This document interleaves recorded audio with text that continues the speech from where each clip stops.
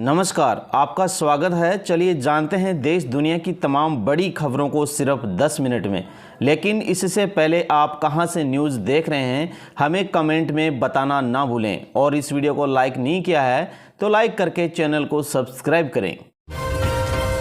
आंध्र प्रदेश में डंपर से टक्कर लगकर बस में आग लगी, 13 लोग जिंदा जल गए, 22 लोग घायल हो गए और आग पर 3 घंटों में जाकर कोई काबू पाया गया। पीएम मोदी ने गहरा शोक जताया है।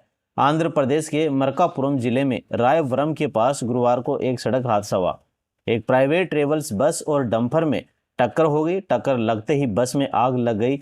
बस में सवार 13 यात्री जिंदा जल गए। हालांकि पहले पुलिस की तरफ से 14 मौतों की जानकारी दी गई थी। बाद में सीएम ऑफिस ने मौत का आंकड़ों में ऑफिशियल कंफर्मेशन दिया।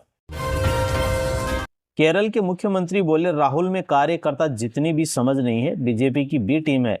कांग्रेस थरूर ने कहा कि ये ना समझे वाला बयान है, हम ए टीम ही हैं। केरल विधानसभा चुनाव नजदीक आते ही सभी दल के नेता एक दूसरे पर आरोप लगाने लगे हैं।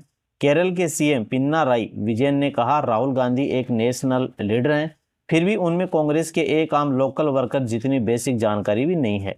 वे अपने अनुभव या गलतियों से भी नहीं सीखते। ये समझना मुश्किल है कि उनका इतना बुरा हाल कैसे हो रहा है। राहुल गांधी और उनके कांग्रेस देश में बीजेपी की बी टीम है। हालांकि थरूर ने बी टीम वाली बातों को पूरी तरह से बेबुनियाद बताया। थरूर ने कहा, हमें किसी की बी टीम में कोई दिलचस्पी नहीं है, क्योंकि हम केवल केरल की ए टीम है। बीजेपी और एलडीएफ दोनों नहीं चाहते कि कांग्रेस पार्टी राज्य में सत्ता में आए। हमारी डील केरल के लोगों के साथ है और हम यह पक्का करेंगे कि केरल के लोग और उनके हित हमारे साथ सुरक्षित रहें। राहुल गांधी बोले, हॉस्पिटल में पूरी रात सोफे पर सोया, मां की सेहत को लेकर परेशान था। सोनिया गांधी 2 दिन से अस्पताल में भर्ती है। राहुल गांधी ने एक सभा में सोनिया गांधी की देखभाल कर रही केरल की नर्स का जिक्र किया। इन्हें राज्य की पहचान बताया। बुधवार को राहुल को कोझिकोड जाना था, लेकिन वे सोनिया गांधी के हॉस्पिटल में भर्ती होने की वजह से जा नहीं पाए। उन्होंने लोगों को वर्चुअली संबोधित किया। राहुल ने कहा, मैं हॉस्पिटल में अपनी मां के कमरे में एक छोटे से सोफे पर सो रहा था। मैं भी और हर बेटे की तरह अपनी मां की सेहत को लेकर बहुत परेशान हूं। हालांकि केरल की नर्स ने मेरी मां का बहुत ख्याल रखा, जिससे उन्हें राहत मिली। कश्मीर में ईरान के लिए 18 करोड़ का चंदा जुटाया गया। बड़गाम जिला सबसे ज़्यादा आगे आया। सुरक्षा एजेंसियों को आतंकी फंडिंग में इस्तेमाल की आशंका है। कश्मीर घाटी में ईरान के समर्थन में करोड़ों रुपए का चंदा जुटाया गया है। इससे देश की सुरक्षा एजेंसियां अलर्ट हो गई हैं। आशंका है कि इन पैसों का इस्तेमाल आतंकी फंडिंग में हो सकता है। सूत्रों के मुताबिक अब तक 17.91 करोड़ रुपए चंदा जुटाया गया है। इनमें से 85% राशि शिया समुदाय ने दान की है। कश्मीर का बड़ा गांव शिया बाहुल इलाका है। यहाँ से करीब 9.5 करोड़ रुपए जुटाए गए हैं। यह फंड रेजिंग अभियान ज़कात और सदका के जरिए लिया जा रहा है। इसका उद्देश्य मौजूदा संघर्ष से प्रभावित ईरानी नागरिकों की मदद करना बताया है। सूत्रों के मुताबिक भारत में ईरानी दूतावास ने सीधे पैसे ट्रांसफ़र करने के लिए एक विशेष बैंक अकाउंट ओपन खोला है। इसमें यूपीआई के जरिए भुगतान की सुविधा दी गई है। अधिकारियों का मानना है कि चंदे की राशि और बढ़ सकती है। एमपी राजस्थान में अगले 4 दिन बारिश का अलर्ट जारी है। पंजाब हरियाणा में भी बारिश की चेतावनी है। हिमाचल उत्तराखंड में बर्फबारी हो सकती है। राजस्थान और मध्य प्रदेश समेत 5 राज्यों में एक बार फिर मौसम बदलने वाला है। एमपी में मार्च महीने में तीसरी बार तेज गर्मी की बजाय बारिश होगी।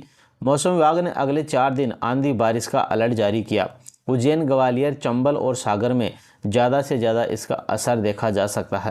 राजस्थान में पश्चिमी विक्षोभ के असर से बुधवार दोपहर बाद मौसम में बदलाव हुआ। बीकानेर, जयपुर, अजमेर, जोधपुर संभाग के अधिकांश हिस्सों में बादल छाए। गुरुवार को भी 4 जिलों में बारिश की चेतावनी है। अफगानिस्तान पाकिस्तान में फिर झड़प हुई, 3 लोगों की मौत हो गई। ईद पर 5 दिन का सीजफायर खत्म होने के बाद हिंसा शुरू हुई। 3 पाकिस्तानी चौकियां तबाह की गई। अफगानिस्तान और पाकिस्तान की सीमा पर बुधवार को फिर से लड़ाई शुरू होगी। अफगान तालिबान अधिकारियों के मुताबिक इस हमले में कम से कम 2 आम नागरिकों की मौत हो गई और 8 लोग घायल हुए। वहीं पाकिस्तान में भी एक नागरिक के मारे जाने की खबर है। अफगानिस्तान और पाकिस्तान ने मिलकर ईद को लेकर 5 दिनों का अस्थायी युद्ध विराम घोषित किया था। 25 मार्च को सीजफायर खत्म होने के बाद दोनों देशों में फिर से झड़प शुरू हो गई है। न्यूज एजेंसी एपी के मुताबिक एक अफगान अधिकारी ने बताया, युद्ध विराम खत्म होते ही पाकिस्तानी सेना ने नर्रई और सरकानो इलाकों में दर्जनों तोप के गोले दागे। उन्होंने कहा कि जवाब में अफगान सीमा बलों ने भी गोलीबारी की और 3 पाकिस्तानी सैन्य चौकियों को नष्ट कर दिया, साथ ही एक व्यक्ति को भी मार गिराया। ट्रंप बोले, ईरान ने सुप्रीम लीडर बनने का ऑफर दिया, मैंने ठुकरा दिया, मुझे ईरान का नेता बनने में दिलचस्पी नहीं है। अमेरिकी राष्ट्रपति डोनाल्ड ट्रंप ने दावा किया कि उन्हें ईरान का सुप्रीम लीडर बनने का प्रस्ताव मिला था, लेकिन उन्होंने इस पद को ठुकरा दिया। रिपब्लिकन फाउंडेशन कार्यक्रम में बोलते हुए ट्रंप ने कहा, ट्रंप ने फिर से अमेरिका की जीत का दावा किया। उन्होंने कहा कि वे पर्दे के पीछे ईरान से बातचीत चल रही है और ईरानी सरकार युद्ध विराम चाहती है, लेकिन घरेलू दबाव के डर से खुलकर ऐसा नहीं कह पा रहे हैं। बंगाल एसआईआर की पहली सप्लीमेंट्री लिस्ट में 13 लाख का नाम कटे। अब तक 76 लाख वोटर लिस्ट से बाहर हो गए। 28 लाख नामों पर फैसला अभी बाकी है।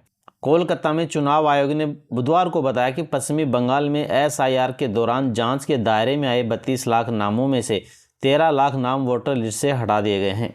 आयोग ने सोमवार को इस वोटरों के नाम की पहली सप्लीमेंट्री लिस्ट जारी की थी। आयोग के मुताबिक 60 लाख से ज़्यादा नाम अंडर एडजुडिकेशन रखे गए थे। इनमें 32 लाख मामलों का निपटारा हुआ, जबकि करीब 28 लाख मामले अभी भी लंबित हैं, जिनकी जांच जारी है। इधर सप्लीमेंट्री लिस्ट जारी होने के बाद बसीरहाट उत्तर विधानसभा क्षेत्र में तनाव फैल गया। यहां बोरों गोबरा गांव के बूथ नंबर 5 के सभी 340 मतदाताओं के नाम वोटर लिस्ट से गायब हैं। महाराष्ट्र में गिरफ्तार बाबा पर 5 नरबली की आशंका। महिलाओं के अश्लील वीडियो बनाकर ब्लैकमेल करता था। 10 साल में 1500 करोड़ का साम्राज्य भी बनाया। महाराष्ट्र के नासिक में खुद को कैप्टन और कॉस्मोलॉजी एक्सपर्ट बताने वाले अशोक खरात यौन शोषण, ब्लैकमेलिंग और ठगी के आरोपों में जांच के दायरे में है। जांच में उसके नेटवर्क, संपत्ति और हाई प्रोफाइल कनेक्शन सामने आए हैं। पुलिस को 5 नरबली के संकेत मिले हैं, जिनकी पुष्टि के लिए फोरेंसिक जांच कराई जा रही है। एसआईटी की छापेमारी में 100 से ज़्यादा संदिग्ध वीडियो, 8 लाख रुपए नगद, एक पिस्टल और बड़ी मात्रा में संपत्ति से जुड़े दस्तावेज बरामद हुए हैं। पिस्टल की 5 गोलियां गायब हैं, जिससे नरबली की आशंका और गहरी हुई है। अब तक उसके खिलाफ दुष्कर्म, ब्लैकमेलिंग और अंधा श्रद्धा विरोधी कानून के तहत 8 केस दर्ज हो चुके हैं। 35 साल की महिला से बार बार रेप करने और ब्लैकमेल करने के आरोप में 18 मार्च को गिरफ्तार किया था। होटल और रेस्टोरेंट बिल में अलग से नहीं जोड़ सकेंगे एलपीजी चार्ज। सरकार बोली, ऐसा किया तो कार्रवाई होगी। 5% गैस क्राइसिस चार्ज वसूलने का मामला सामने आया है। होटल और रेस्टोरेंटों में ग्राहकों से एलपीजी चार्ज नहीं ले सकेंगे। केंद्र सरकार ने कहा कि रेस्टोरेंट अपने बिल में खाने की कीमत के अलावा केवल सरकारी टैक्स जोड़ सकेंगे। एलपीजी संकट के बीच सेंट्रल कंज्यूमर प्रोटेक्शन अथॉरिटी ने कहा कि होटल रेस्टोरेंट को अपनी सभी इनपुट कॉस्ट को मेन्यू में दी गई कीमतों में ही शामिल करना है। अगर कोई रेस्टोरेंट गैस की कीमत या किसी अन्य ऑपरेशनल खर्च का हवाला देकर बिल में अलग से चार्ज जोड़ता है तो ये नियमों का उल्लंघन है। केदारनाथ बद्रीनाथ में बिना लिमिट के होंगे दर्शन। पुरोहितों के विरोध पर हटी कैंपिंग। सीएम धामी बोले, किसी को नहीं रोका जाएगा। 4 धाम यात्रा शुरू होने से ठीक पहले उत्तराखंड सरकार ने कैंपिंग यानी रोजाना श्रद्धालुओं की संख्या तय करने की व्यवस्था खत्म कर दी है। पुष्कर सिंह धामी ने साफ कहा कि अब किसी भी श्रद्धालु को दर्शन से नहीं रोका जाएगा, चाहे संख्या कितनी भी हो। ये फैसला तीर्थ पुरोहितों के विरोध के बाद लिया गया है। उत्तराखंड में 19 अप्रैल से 4 धाम यात्रा शुरू हो रही है। यात्रा को लेकर श्रद्धालुओं में जबरदस्त उत्साह है। अब तक करीब 11 लाख श्रद्धालु पंजीकरण करा चुके हैं, जबकि GMVN के जरिए 5 करोड़ रुपए से ज़्यादा की एडवांस बुकिंग हो चुकी है। पहले पर्यटन विभाग ने योजना बनाई थी कि पिछले साल की तरह इस बार भी केदारनाथ में रोजाना 18,600 और बद्रीनाथ में 21,600 श्रद्धालुओं की लिमिट रहेगी, लेकिन अब मुख्यमंत्री ने साफ कर दिया कि सामान्य यात्रा में कोई लिमिट लागू नहीं होगी। जोधपुर में आतंकी संगठन ISIS का हैंडलर पकड़ा गया। एग्जाम पास कर बना ग्रुप एडमिन, युवाओं को ब्रेन वॉश करता था। 2 संदिग्ध भी पकड़े गए हैं। जोधपुर में आतंकी संगठन ISIS से जुड़े हैंडलर को पुलिस ने पकड़ा है।